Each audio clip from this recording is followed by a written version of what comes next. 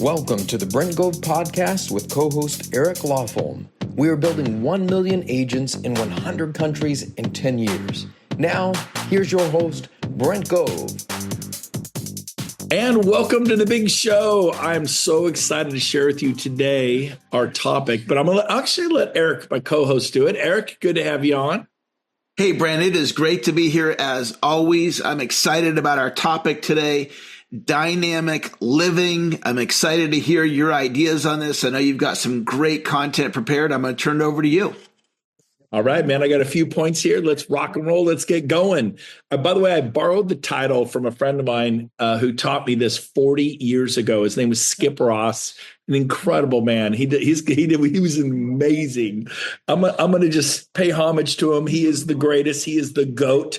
I'll put my own spin on it, but I love his title, Dynamic Living. I've heard his tape series 100 times, and it really served me in my life. But here we go. So there's some keys to living a dynamic life. And I think we all would love to live a dynamic life, a life of meaning, of purpose, of joy and peace and happiness. And you feel like you're making a difference in this world. So let's go. The number one key to dynamic living principle in my life is love. I recommend that you make that like your superpower. Love God, love your family, love your friends, your clients, others, and strangers. I think, someone who's kind to you that doesn't even know you, wow, that is attractive. That, even gangsters love their brothers in the gang, right? Even prison gangs, they got your back, brother. Even mafioso, I scratch yours, you scratch mine. But what if you love people that could do nothing for you? And I think we're attracted to people who are loving, who are kind, who are generous. So make that a superpower in your life. That's number one. Number two is being generous. Be generous with your words. Be generous with your money. Be generous with your time. Be generous. I was talking to Shelly Johnson, my neighbor, today. And she says, "Oh, Brent, you'd be so proud of me. I pulled a Brent." I'm like, "Well, what's that?" She goes, "One of my employees asked me for a raise, and I told him, no way, it's not going to happen." And they were disappointed, and they asked for X, and it was a reasonable amount of money. And even teaching me about negotiating, Brent Gove style. And so I told him that was not doable, but I would pay them more. And she came back and she said, "I'm not going to do this, but I'm going to do this." And they're like, "What?" And so principle number two of living a dynamic life, be generous when you can, where you can. Be generous. Be generous again with your words. Some of you are like, "Well, Brent, I don't have money." Good for you. You and Shelly can pay more than they were asking. You know what? The most incredible things that you will never forget are words people spoke over your life. Like when you knew they meant it and it meant something to you. That's more than money. You could probably count all the times on one hand where someone looked deep into your eyes and called out the gifts in your life and affirmed you. I mean, like, "Hey, great job." No, I'm not talking about that. I can look back at my life and there's a handful of times that I distinctly remember. And I'll tell you what, that's worth more than gold. It's more worth than Bitcoin. There's more to life. Millionaires take their lives. There's more to life than money. But be generous with your words, your money, and your time. Love people. Be present. Be in the moment. Number three, be courageous. Be courageous with your dreams. Have the courage to dream dreams with your family. Be courageous with your family. With your husband, with your wife, with your kids. They need dad, they need mom to be courageous. Be courageous in the area of justice. I love this quote. All it takes for evil to prevail in this world is for good men and good women to do nothing. To do absolutely nothing. When you see an injustice, stand up. Don't sit there and go, God's tapping you on the shoulder. You need to stand up and do the right thing. Be courageous. Martin Luther King, he stood up to social injustice and said, "I have a dream," his famous "I have a dream" speech. And it was amazing. And the guy touched the hearts of people globally. Everyone could relate to that man. Number four, answer the call. What's that mean? There's a call on your life. No, not my life. Not my life. You're not answering the call. God taps everybody on the shoulder. You have a destiny. You're not made to be average. You were made in the image of God. See, I believe that. I don't believe I evolved from the Big Bang and out of a puddle of mud and became an amoeba, then became many amoebas, then somehow got a brain, a heart, a lung, and eyes, and I was able to replicate, have conscious thought. We're different than all the other species. We are so different. And so I'm telling you what, man, answer the call. And the fact that you're going, yeah, there's no call in my life. You've been blinded. You can hear, but you can see, but you can't see. You can hear, but you cannot hear. And so I want to encourage you to open your eyes, open your ears, and be open to the fact that there's a call on your life. Everybody has it. But if you go, no, not me, you're going to live a life of quiet desperation. I'm telling you, I believe with all my heart, there's a call on everybody's life.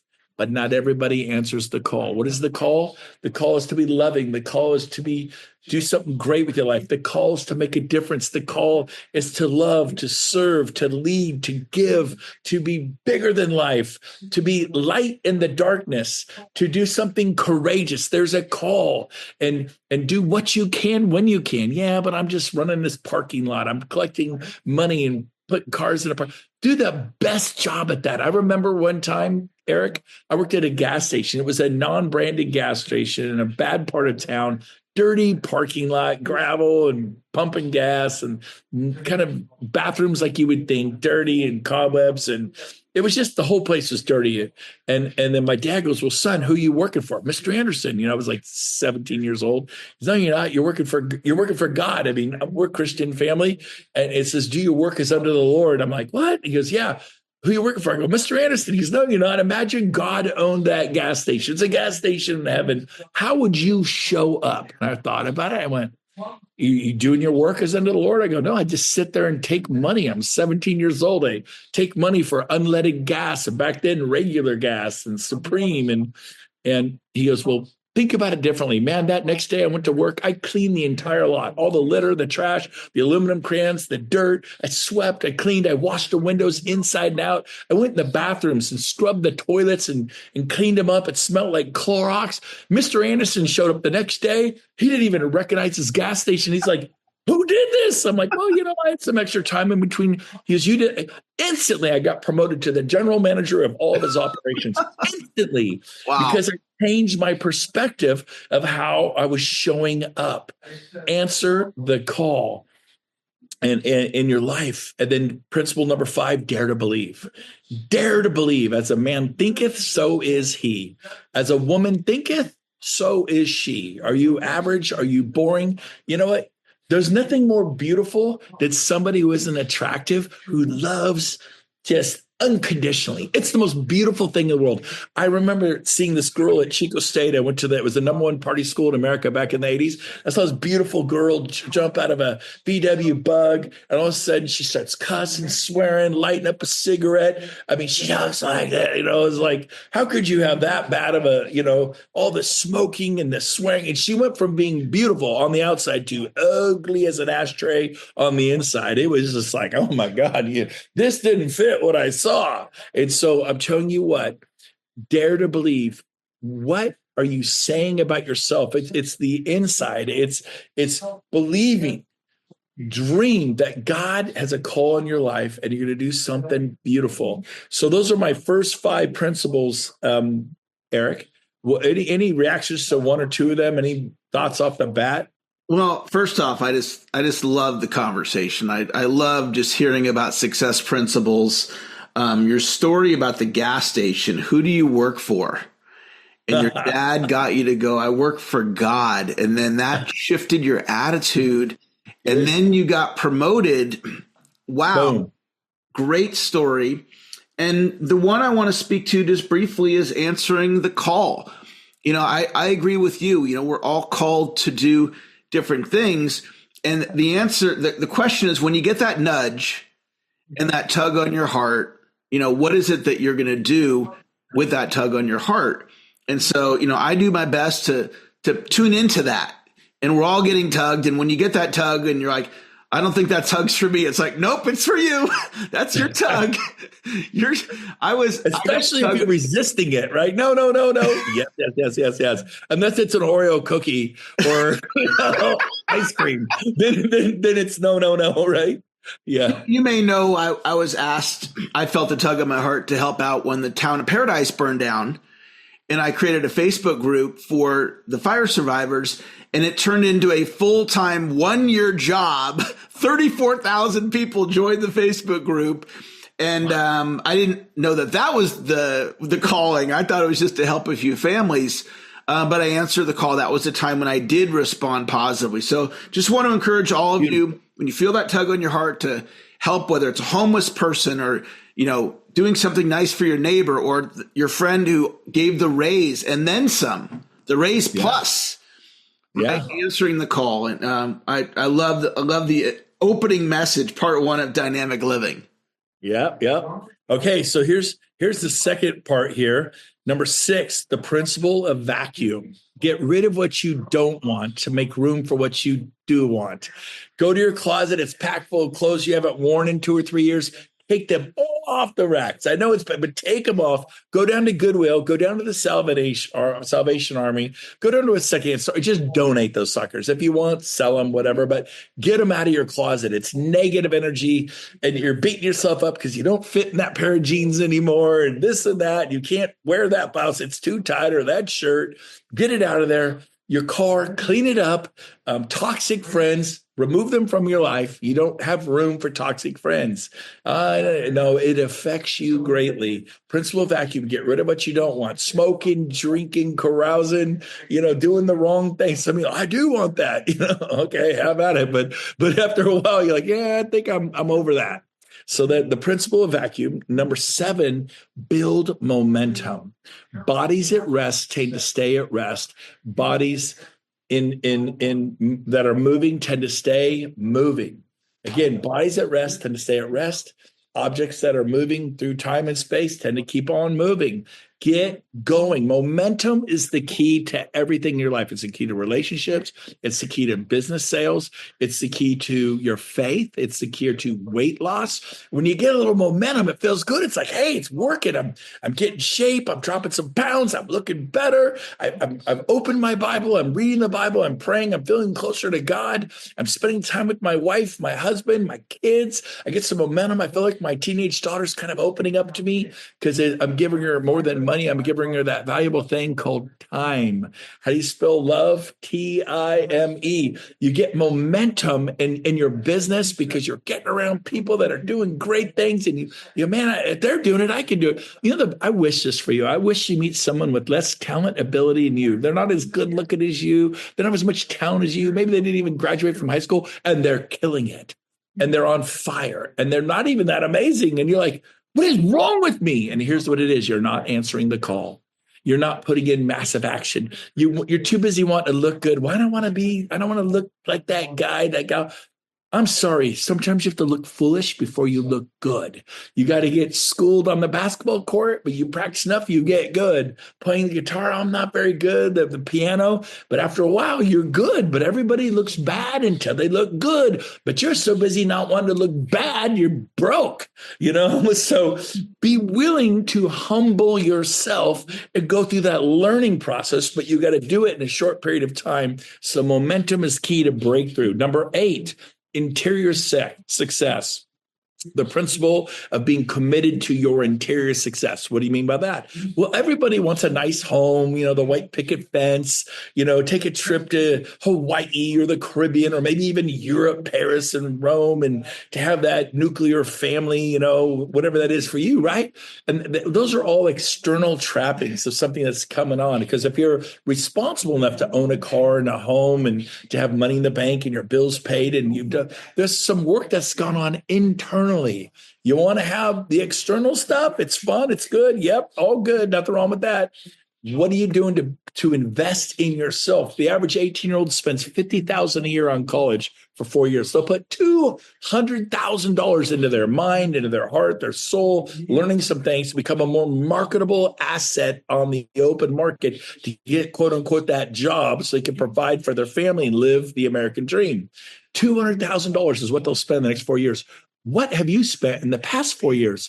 Chances are a lot of you are like, I haven't even read a book, man. I got out of high school. I said, I'll never read a book again. I've been to Tony Robbins. I've been to John Maxwell. I've been to 10X. I've gone to stuff like that. You got to lose the been there, done that attitude. It kind of creeps in. Yeah, been there, done that. I've been to Cabo, been to Build, been to EXPCon, been there, done that. You want, no. It's going there, learning that. Been there, done that versus going there and learning that. Man, always be learning. That's it. Japanese have a term for it, a word. It's called kaizen, constant, never-ending improvement. You know that word, right, Eric? I do. Oh, yeah. I knew you did. Well, I got two more for you. So be committed to the interior success. You put that together, the rest just comes together. Don't just read books on business. Read books on marriage. Read books on family, kids. Read books on health. Read books on wealth. Learn about finances. Learn about compounding interest. Everybody has it. Most people just have it working against them on their credit cards at 22% annual plus fees. Yeah, everybody experiences compounding interest. The question is, will it be positive or negative? And so you either pay the dumb tax and you will pay the price for that, or you pay for the price of failure or the price for success. Either way, you pay the price. Number 9, read 10 pages a day. Every single day, grab a book and start reading. Readers are leaders and leaders are readers. I'll say it again. Readers are leaders and leaders are readers. A little play on words there, but the average book is 300 pages. If you read 10 pages a day, and if you read 10 in the morning, 10 at night, you can down 2 books a month, because 10 a day times 30 is 300 pages. You read a book a month, and the next 12 months, you'll read 12 books, and you will be a better person. You'll be a better human. Now, if you do 10 in the morning and 10 at night, you're piping down 2 books a day, 24 books this year, and that interior growth is going to explode. And also things that were impossible are possible. I think Seneca said this thousands of years ago. He said this: at first it is impossible, then it is difficult, then it is finished, then it is done. Impossible, difficult, done. Impossible, difficult, done. And that's what you want to be. And finally, number 10, work out, move. It's I'm feeling depressed and tired. Movement. Go for a walk. My wife and I ripped up the golf course in the ocean today. We're out here in the Caribbean, walking through the jungle, but we do it in Northern California too. Well, if I live in the Caribbean, we live in Northern California. It was freezing cold last month. We're out there so cold. I had my hands. I put gloves. I was freezing, but we're doing an hour every day, just boom, boom, boom, boom, boom, an hour. And it creates endorphins. Endorphins will help you feel less depressed. Endorphins will make you want to get up and do something great with your life. Movement. Go to the gym, go for a walk, go for a jog, move. We don't move enough. And then that helps your brain health. It helps your heart health, lowers your blood pressure. It brings joy. Endorphins will bring joy and happiness. You go to bed excited. You wake up excited. Just start moving. And I mean, do an hour a day. If we could do an hour a day, by the way, I'd had a back injury when I started about 4 months ago of really being committed to an hour a day. I could go 200 yards, maybe 300 yards, and I would have to stop and lean against a palm tree or a bench or something, a sign. And Kathy would have to rub my lower back because it just killed. It absolutely killed. Today, we go miles and miles and miles. We just burn it up. No problem at all. That's just in 3 or 4 months. 4 months now we've been doing it. Feels great. Get done. You're energized. It makes a difference. So comments, questions, thoughts on what I just shared, Eric? Yeah, I wanted to just piggyback on one of the ideas you talked about, and it was learning, and not just learning about real estate, but learning about wealth and learning about relationships and learning about, all kinds of things, fitness. And, one of the things about EXP that I think that some people miss is that part of the culture is wealth building, getting stock, multiple income streams. And you look at other real estate organizations and they're focused on how many transactions did you do and how many, millions did you produce. It's not a conversation about wealth building. And so there's a huge opportunity for all of you listening right now. If you're not focused on that wealth building, start studying wealth. There's some amazing, amazing books out there. Learn how it works. If you don't have a stock account, get a stock account. It's one of the ways that wealth is built, and it's part of the culture that we have. And there was a time when I wasn't studying wealth and my wealth was flat. It wasn't doing anything. And then I started getting into it and having these wealth conversations and learning about it and understanding compounding, which you mentioned. And so that's made a huge difference for me. And I want that for all of our listeners. That's so good, Eric. I think, honestly, the first 50 years of my life, I focused on buying depreciating assets. I bought a spa, you buy a motorcycle, you buy a boat, you buy a timeshare. Most of those cars, furniture, stereo, a lot of these things are just, you go on trips, so they're fun, but they're all depreciating assets. And so you got to learn to have a plan for your money. If you fail to plan, you plan to fail by definition. More people spend time planning their honeymoon and their wedding than they do their financial planner or their vacation. So on Monday, we're flying to Anchorage. And on Tuesday, we're going to get in with a guide and go salmon fishing. On Wednesday, we're going to do it again. On Thursday, we're going to get another guide, go up north 100 miles and go moose hunting.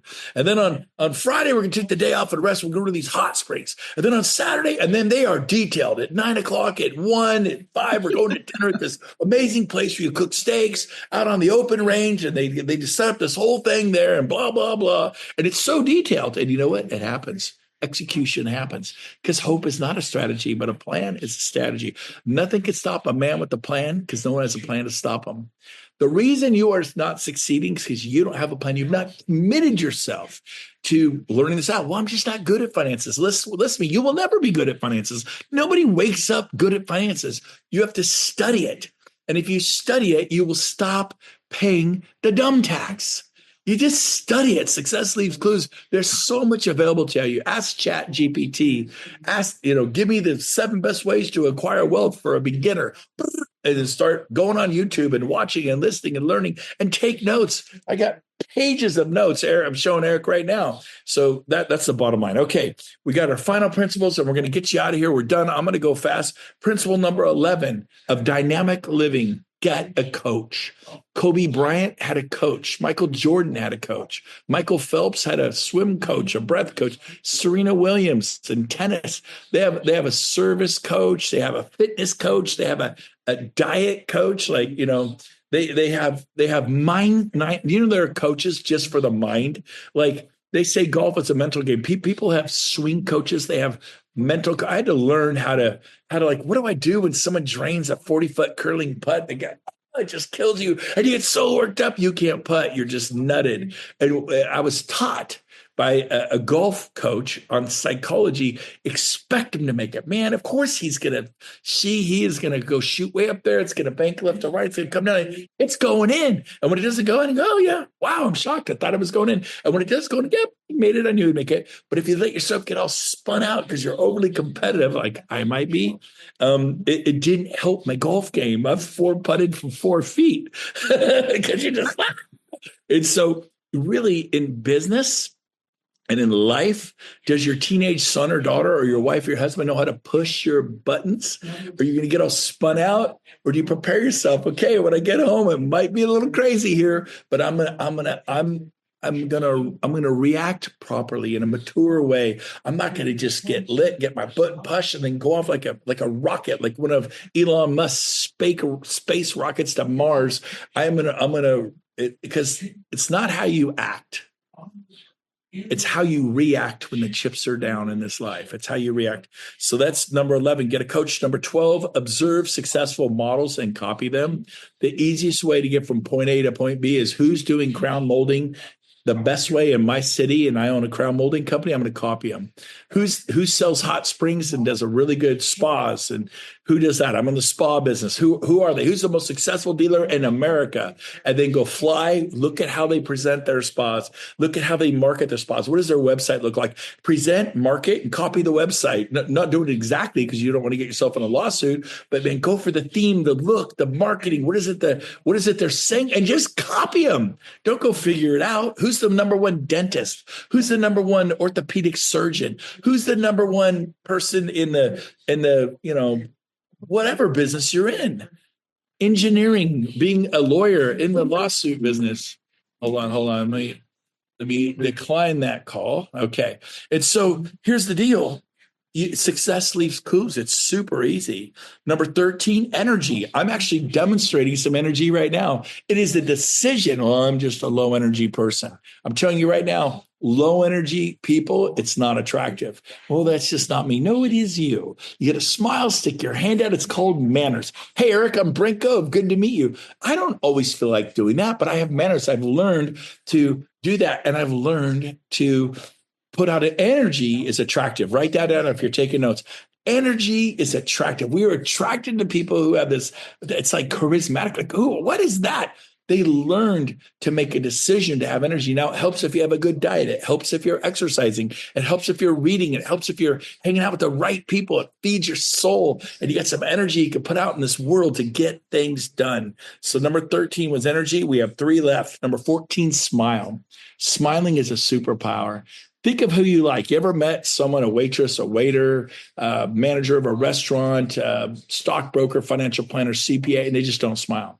They just don't. A stewardess in an airline, a pilot, anybody, they just don't smile. Do you feel like attracted to them? You don't. But if you smile, like this blows me away. On Zooms, if you watch me, I always have a little. I said only Eric could see because we're on a Zoom doing this podcast. We can see each other. I'm always sitting there with this slight, so not a big goofy smile. Sometimes I give a big side react, but I make sure I'm never like this. And Eric could see I'm not doing the mug shot. Some of you are listening so intently to do the mug shot. I listen intently, but I have a slight. I nod. I'm active, and I'm actually aware of my face because I want to encourage the speaker. At church, smile. Nod, be there, be focused, be present on listing presentations, on buyer, any kind of sales. Smile, nod, pay attention, be there. But you train your, and when you smile, you naturally feel better. Like right now, everybody smile on the podcast. Just smile. You just feel better. It's hard to be sad when you like smile. Do it right now. Smile. It's hard to feel bad when you're smiling. Now frown. Keep frowning. Really, now think angry. Frown. You can change your mood by frowning or smiling. And so learn to smile. You have that girl who comes in or that guy who walks in the room and they just light up the room. Oh my gosh, Jill's here. Oh my gosh, Eric's here. Everyone's got, because they're coming in, they're smiling, they're loving you, they're focused on you. You don't have to be Trump. You could be an aide to the elevator person. Everybody's important. Everybody. Don't just pay attention to the stars. Pay attention to the people that are nothing. Because everybody's something. Everybody's something. Some people have just done more in their life, but everybody deserves to be loved and cared for. They don't always know that. Number 15, I got 2 left. Number 15, show up, step up, and stand out. Show up, step up, and stand out. How you do anything is how you do everything. How do you show up at home? How do you show up at the office? How do you show up on a Zoom? How do you show up at an open house or door knocking or calling the expireds? How do you show up when you show property, when you go on a listing presentation, when you go to a real estate event? Just sit in the back, cross your arms, your legs, and your eyes and go, motivate me. This sucks. This isn't that good. Been here, done that. Why did I even come? It'll probably be terrible. Man, I'm on the edge of my seat. I got a notepad. I'm prepared. Eric can see this. I got pages and pages of notes, and I'm scribbling, writing, circling, asterisk. I'm there to milk. I'm going to get every little bit of juice I can from this squeeze. If it happens to be a lemon I'm squeezing, I'm going to make some lemonade. I'll throw some sugar in it later and make lemonade. Man, how do you show up at home, on a date, at church, when it's time to play and you're golfing or hunting or fishing, or you're on a beach in some tropical location? How are you showing up? And trust me, when you show up, you step up, you stand out, baby. You get out of the people pile. People will take notice of you because you're lifting the temperature of the room. You're not an energy suck. And people get around you. I just feel better being around Eric. I just feel better being around. I love that guy. I love Jill. I love Tammy. I love Cindy. Man, I get around Cindy. Oh my gosh. She just has this way with people. And they'll want to list their home with you. They'll want to buy a home with you. They'll want to do business with you. It's attractive. Finally, number 16, and we'll end with this, the principle of proximity. The principle of proximity, getting around like-minded people that you respect, that have gone further than you have. You get in the right rooms and you watch how they act, how they think, the questions they ask, the way they handle themselves.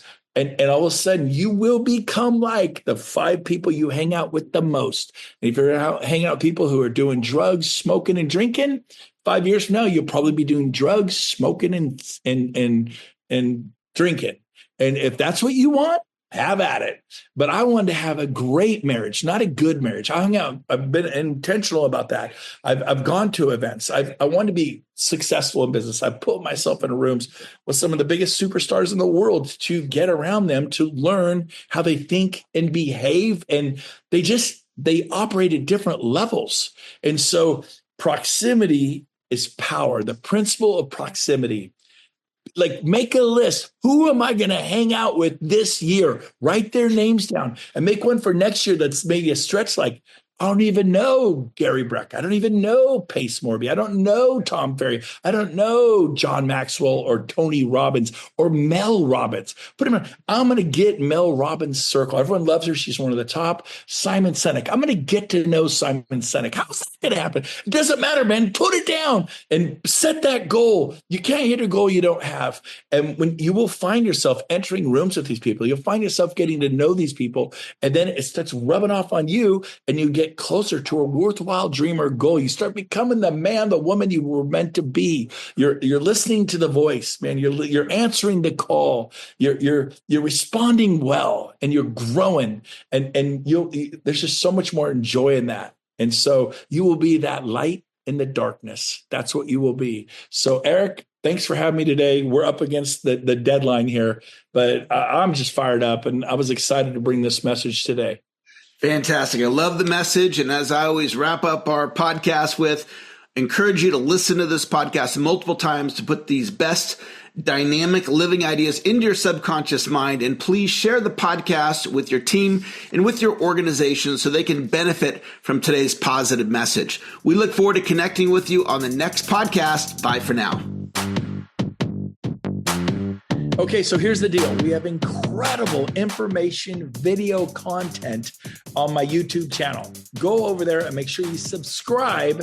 And it's vital that you ring the bell. If you ring that bell every time I put out new content, it's actually going to notify you, and you can get the latest and greatest of what's happening at EXP. Now, don't forget to like me on Facebook so you can also get that content, and then follow me on Instagram. We're hitting everybody high, low, and in between. We're trying to get the information out there so you can build big businesses, revenue share organizations. So go to YouTube right now. Please subscribe and ring that bell. Like me on Facebook and follow me on Instagram. We'll see you out there.